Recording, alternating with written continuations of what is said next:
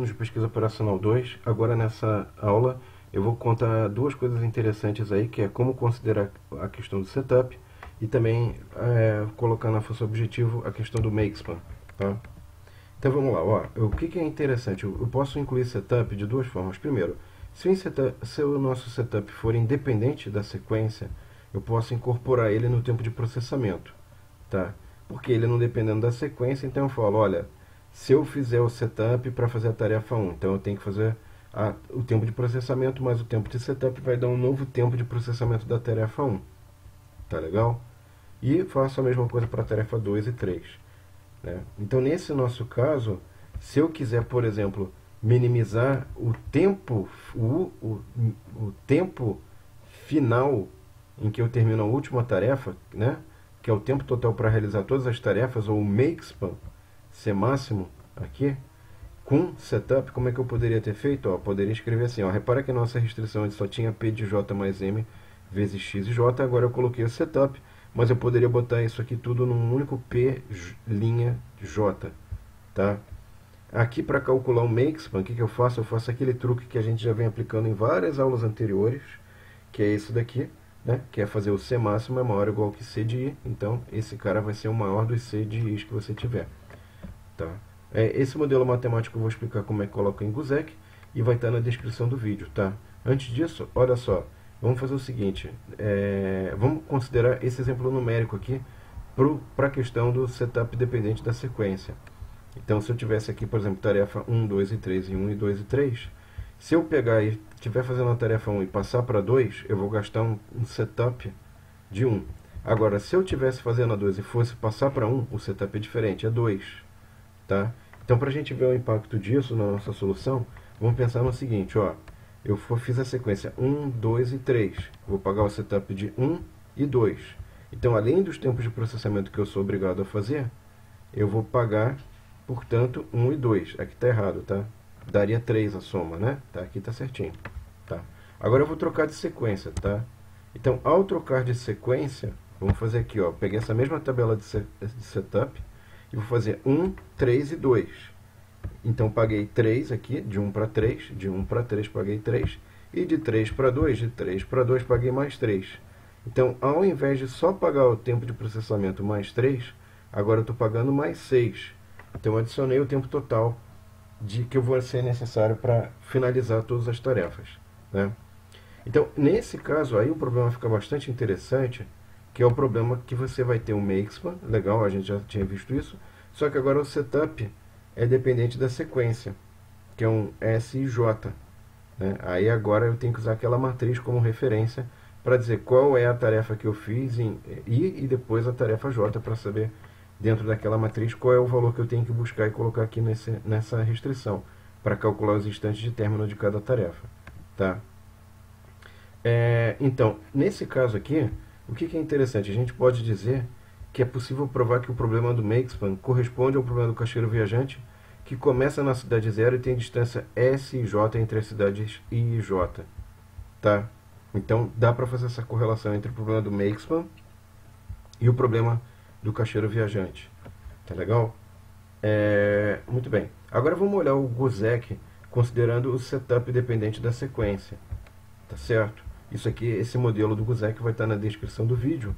E olha só que legal, aqui eu coloquei S em I de N0, incluindo a tarefa fictícia, não precisaria eventualmente, mas eu coloquei aqui. Aqui eu tenho uma outra, o C máximo também, que não tinha antes, que é um makespan. Aqui a função objetivo foi modificada para considerar o C máximo, minimizar o maior instante de término, né? Qual é o instante de término da última tarefa. Aqui está, olha, a diferença também numa equação, que antes só tinha o processamento, né? Agora tem o setup, que é dependente de qual I e J que eu estou usando. Tá? E aqui finalmente eu tenho o cálculo do máximo C de I, que é o C máximo maior ou igual a C de I. Tá? Aqui os nossos dados, a gente vai ter, além do tempo de processamento e a data de entrega, que já eram coisas que a gente estava usando, a matriz de setup, que é o SJ aqui. Tá? Que vai ser necessário para fazer as contas aqui, dependendo da solução que a gente obtiver. Bom, aqui eu tenho uma solução que foi obtida para esse exemplo numérico, que é um exemplo bastante diferente do que a gente vinha trabalhando até então. tá? Que eram umas coisas mais simples. Agora, não é tão complicado aqui. Então, o que eu fiz aqui? Eu tenho a solução. E a questão é, como é que eu cheguei nessa solução aqui? O que significa essa solução? Vou mostrar passo a passo para vocês. Ó. Então, primeiro eu peguei esse x e j, né? Que eu vou interpretar com vocês. Ó. Comecei na tarefa fictícia 0, da 0 eu fui para 5. Então, de fato, eu comecei a fazer a tarefa 5 no instante 0. Então, eu peguei o tempo de processamento da tarefa 5, que está dado nessa tabela aqui, ó, que é 60. Comecei em 0, terminei em 60.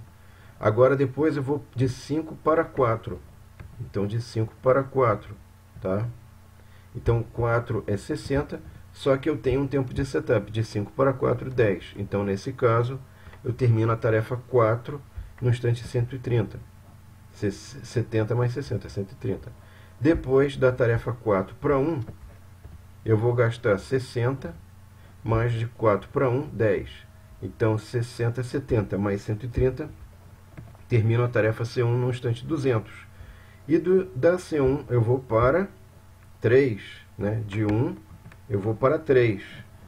Então, agora veja o seguinte, de 1 para 3, eu vou ter que pagar, então, ó, 15, né? Porque é o tempo de processamento da tarefa 3, mais 5, porque eu estava no 1 e fui para 3. Então, eu vou pagar mais 20. Então, eu vou finalizar essa tarefa 3 no instante 220. Finalizei a tarefa 3, agora saí de 3, vim de 3 para 3, né?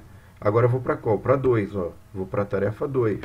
Então, para a tarefa 2, o que eu vou precisar calcular? Vou ter que calcular 15, que é o tempo de processamento. Se eu estou na tarefa 2, agora se eu estou na tarefa 3 e fui para 2, 3 para 2 eu pago 5 mais 15, 20. Então, a tarefa 2 aqui eu vou entregar em 20 mais 220 dá 240. E saindo de 2 para 0, eu finalizei. Não tem mais o que fazer, tá? Então, um detalhe importante aqui é que essa solução é ótima. E veja o seguinte, eu evitei esses custos altíssimos aqui, ó. Tá vendo? Esses custos aqui, 20, 25, 30, 10, foram evitados. E aqui também, ó, custos muito altos de setup.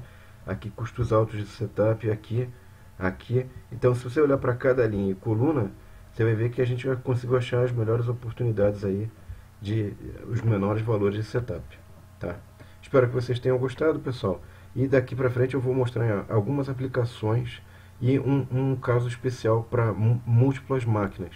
Então, nas próximas aulas eu vou mostrar aplicações e alocação de tarefas em múltiplas máquinas.